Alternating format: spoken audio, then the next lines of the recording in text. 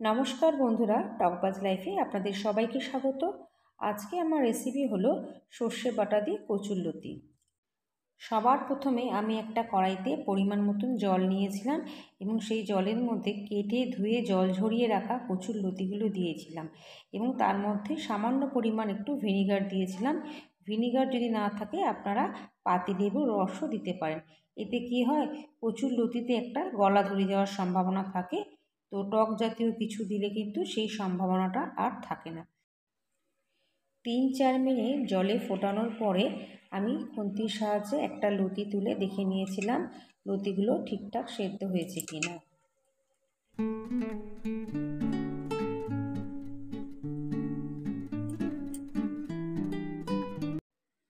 তারপর একটা স্ট্রেনারের মধ্যে আমি কচুরলতির জলগুলোকে খুব ভালোভাবে ঝরিয়ে নিলাম।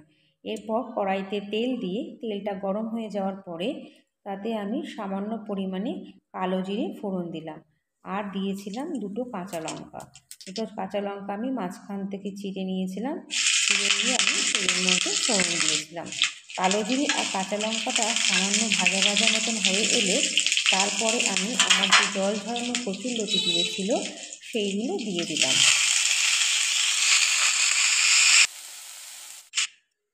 তারপর লতিগুলো কড়াই দেওয়ার পরে উল্টে পাল্টে ভালো করে তেলের সাথে মিশিয়ে নিয়ে হালকা ভাজা ভাজা মতন আমায় করে নিতে হবে।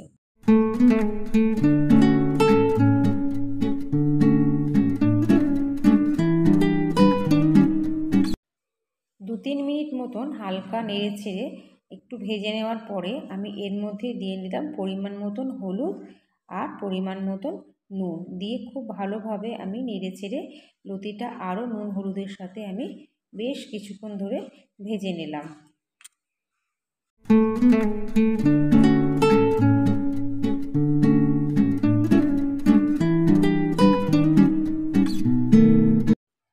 দু-তিন মিনিট ভালোভাবে ভাজার পরে লতিটা যখন একটু লাল লাল হয়ে আসবে তার মধ্যে আমি দিয়ে দেব আমার বেটে রাখা সর্ষে। এই সর্ষে বাটার সময় এর মধ্যে আমি 2টো কাঁচা লঙ্কা দিয়েছিলাম। ঝালটা যে যার নিজের ইচ্ছা মতো ব্যবহার করবে। আপনারা যদি মনে করেন যে বেশি কাঁচা লঙ্কা দেবেন সেক্ষেত্রে আপনারা দিতে পারেন। এবার সর্ষে বাটার সাথে লতিটাকে খুব ভালোভাবে মিশিয়ে নেওয়ার পরে আমি 2-4 মিনিট ফুটতে দেবো, কারণ সর্ষে বাটার মধ্যে কিছুটা জল ছিল, সেই জন্য সময় লাগবে কিছুটা। সর্ষের মধ্যে থাকা জলটা যখন পুরোপুরি টেনে গেল তারপরে আমি সামান্য পরিমাণে চিনি দিয়ে দিলাম। চিনি দিয়ে খুব ভালোভাবে লতির সাথে আমি চিনিটাকে মিশিয়ে দিলাম এবং 2-3 মিনিট পর্যন্ত আমি এইভাবেই নেড়ে চেড়ে লতিটা রান্না করতে থাকলাম। 2-3 মিনিট ভালোভাবে উল্টে পাল্টে নেড়ে চেড়ে নেওয়ার পর তৈরি হয়ে গেল আমার আজকের রেসিপি কচুরলতি সর্ষে বাটা দিয়ে। আমি এটা গরম গরম ভাতের সাথে পরিবেশন করব। সর্ষে বাটা দিয়ে কচুরলতির এই রেসিপিটা যদি আপনাদের ভালো লাগে তাহলে আমাকে অবশ্যই কমেন্টে জানাবেন। ভিডিওটা দেখার জন্য থ্যাংক ইউ।